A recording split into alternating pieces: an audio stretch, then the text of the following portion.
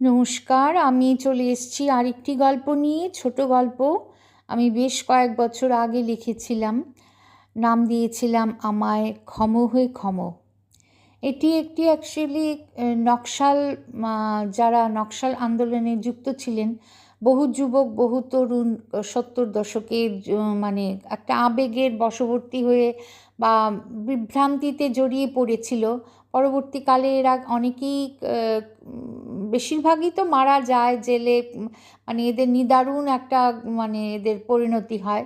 কিন্তু অনেক চালাক চতুর লোক আছে নিজেকে গুছিয়ে নিয়েছিল, এটা উইথড্র করে নিয়েছিল সেই নকশাল আন্দোলন থেকে, এবং বিদেশে অনেকে চলে এসেছিল, মধ্যপ্রাচ্যে, কেউ কানাডা, কেউ আমেরিকা, এবং পরবর্তীকালে এরা খুব ভালো সেটেলড হয়েছিল।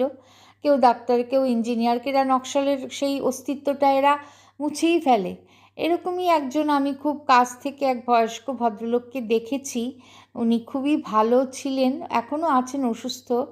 তো দেখে মনে হলো, আমার একটু দূর সম্পর্কের আত্মীয় হয়, তো দেখে মনে হলো যে ইভেন আমার খুব নিকট আত্মীয় এক দাদা এরকম বিদেশে ডাক্তার, উনিও এরকম জড়িয়ে পড়েছিলেন, কিন্তু যাই হোক তারপর গুটিয়ে নেয় আর কি, এটা থেকে উইথড্র করে নেয়।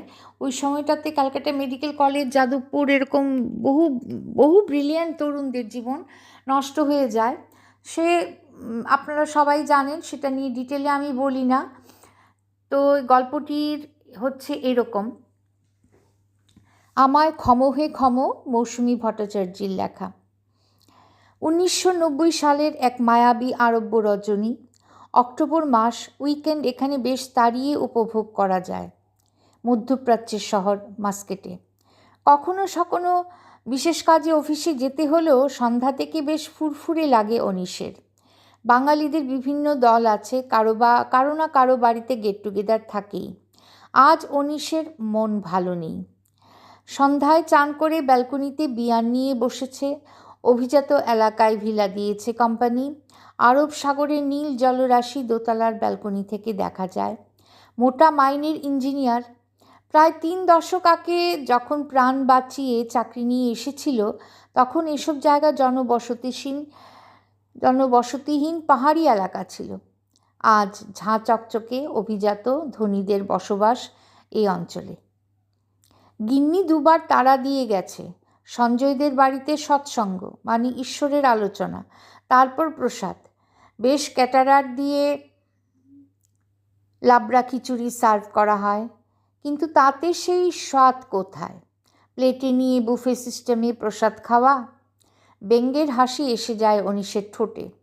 আধুনিকতা আর ধার্মিকতার এক মেলবন্ধনে এখানকার সামাজিক জীবন বয়ে চলে। তারপর যেতে হবে মিত্রদের ওখানে, পার্টি আছে, কি যেন ড্রেস কোড। মিসেস অনিশ এসে কয়েকটা নীল রঙা টি শার্ট মেলে ধরে বললে, কোনটা পরবে বড়? পুরুষদের ব্লু টি শার্ট মনে আছে তো? সব আমাকেই দেখতে হয়, বলে শ্রীমতী চলে গেল। সারাদিন মহিলার কাজ বলতে পুজো করা, দুটি দামি সারো মেয়েও আছে, তাদের দেখাশোনা করা, বান্ধবীদের সাথে রামি খেলা, কিটি পার্টি ইত্যাদি। একমাত্র পুত্র আমেরিকায় সেটেলড, ফুল টাইমের বেটা ছেলে কাজের লোক আছে, পুরো ভিসা নিয়ে। তার যা মাইনে, তাতে ভারতবর্ষের এক মধ্যবিত্ত সংসার চলে যায়। যাব না বলা যাবে না, মিসেসের মুড অফ হবে। এই রিক্স আর নেওয়া যায় না। ফিরতে ফিরতে শেষ রাত, তারপর ঘুম, পরদিন বেলা 12টা অবধি ঘুমোনো, তারপরেও হ্যাংওভার কাটে না। সন্ধ্যায় আবার কারো বাড়িতে গেট্টু, একই ঘটনার পুনরাবৃত্তি, একই মুখের সমাবেশ, একই আড্ডা, আতলাম ও কথাবার্তা, পশ্চিমবঙ্গ নিয়ে দুশ্চিন্তা। কেউ বিশেষ রাজনৈতিক দলের পক্ষে, কেউ বা বিপক্ষে। দুপেগ নিলে বেশ বক্তিমে দিতে ইচ্ছে যায় অনেকের। পশ্চিমবঙ্গের ভবিষ্যৎ নিয়ে বেশ মূল্যবান বাক বিনিময় হয়। অনিশ কোনো দিনই সক্রিয় অংশগ্রহণ করে না, মিটিমিটি হাসে, টাকিলার গ্লাসে চুমুক দেয়। কেউ কেউ গান বাজনার আসর বসাতে চেষ্টা করে, সে গান সহ্য করাও অত্যাচার হয়ে ওঠে। কোন সে আলোর স্বপ্ন নিয়ে বলে নাকি সুরে সেদিন মিসেস মুখার্জি যেভাবে গাইল, ওফ, অসহ্য। দীপা, অনিশ গিন্নি, খুব ভালো গাইলি মন্তব্য করাতে মনে মনে অনিশ বিরক্ত হন, যদিও মুখে প্রকাশ করেননি। দীপার গ্রে মেটার কম, বোকা বোকা মন্তব্য করে। আজকাল বড় একঘেয়ে বিরক্তিকর লাগে এসব। আজ মন বড় পেছন পথে হাঁটতে চাইছে। প্রতি বছর উনি সেই দিনটিতে নিজের সাথেই কাটান। অফিস করতে পারেন না। তার মুসলিম ফ্রেন্ড অনিমেষের মৃত্যু দিবস। আজ শুক্রবার, উইকেন্ড হওয়াতে মুশকিল হয়ে গেল। কাজ আছে বলে অফিসে গিয়ে বসেছিল। নিজের সাথে নিজের বোঝাপড়া, 70-এর দশকের সেই অতি বাম রাজনীতিতে জড়িয়ে পড়া, ইঞ্জিনিয়ারিং ফাইনাল ইয়ার শেষ হবার সাথে সাথে বিভিন্ন কার্যকলাপে পুলিশের সন্দেহের লিস্টিতে নাম থাকা, পরে অ্যারেস্ট হওয়া। কী মন্ত্র বলে তার বাবা ম্যানেজ করেন আজও অজানা। শুধু পুলিশকে বলে দিতে হয়েছিল গোপন ডেরার ঠিকানা। বন্ধুদের সাথে দাগাবাজি করতে হয়েছিল। যৌবনের উন্মাদনায় রাজনীতিতে যুক্ত হয়েছিল ঠিকই, কিন্তু আদর্শ মন থেকে মানতে পারছিল না। নরম মনের অনিশ বোমাবাজি, পিস্তল এসবে স্বচ্ছন্দ ছিল না। মায়ের ভগ্ন স্বাস্থ্য, তার এরেস্টের খবর পেয়ে শয্যা নেয়া, সবই এক বিপরীত দিশাতে তাকে ঠেলে দেয়।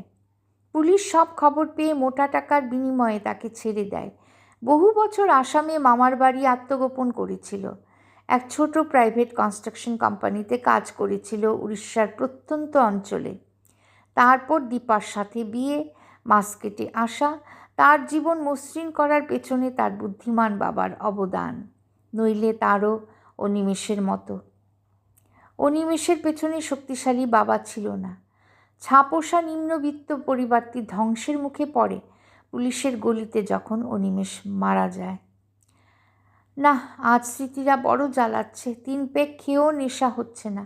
সেদিন অনিশ যদি না বলতো গোপন ডেরার কথা, হয়তো অনিমেষ। ব্যালকনির আধো অন্ধকারে দাঁড়িয়ে মদের গ্লাস হাতে অনিশ আকাশে তারার মাঝে প্রিয় বন্ধুকে খোঁজে, ক্ষমা চায়। মাপ করে দে ভাই, শান্তি পাইনি কোনো দিন। বিশ্বাস ভঙ্গের এ যাতনা কাটার মতো ফুটে আছে অন্তঃস্থলে। কোনো বিলাসবহুল জীবন, দামি গাড়ি, এনআরআই স্ট্যাটাস কিছুই পারল না উপড়ে ফেলতে এই কাটাটিকে। তাকে বিদ্ধ করে মনে করিয়ে দেয় মানুষ হিসেবে সে কত দুর্বল। অনিশ ঠিক করে নেক্সট কলকাতা গিয়ে অনিমেষের বাড়ি যাবে। কিছু প্রায়শ্চিত্ত যদি করা যায়, কোনো সাহায্য।